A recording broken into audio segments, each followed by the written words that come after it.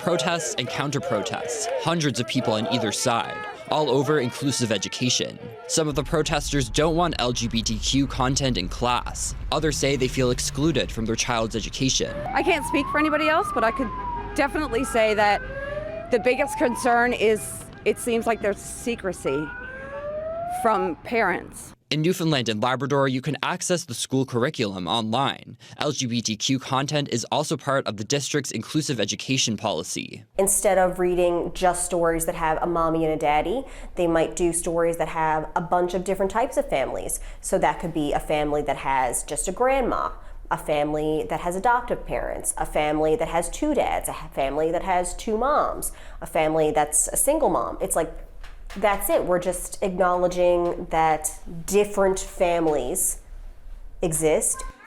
Some people believe unfounded claims that schools are showing explicit material in K-6 classrooms. That's wildly inaccurate. We are not teaching children about sex in any capacity.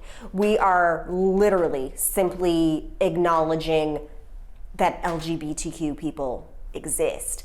Protesters also claim that schools are grooming kids to change their identity. Ailsa Craig says that idea is connected to old stereotypes. It's inherently a homophobic and transphobic attack to say that it's grooming because of the ways that it connects information about gender and sexuality to sexual assault. These two things are not actually connected. There is nothing that connects them except for the homophobia and transphobia. Even though not everyone agrees with including LGBTQ-related content in class, one of the people responsible for the district's inclusive schools policy says part of education is learning about things that people disagree on.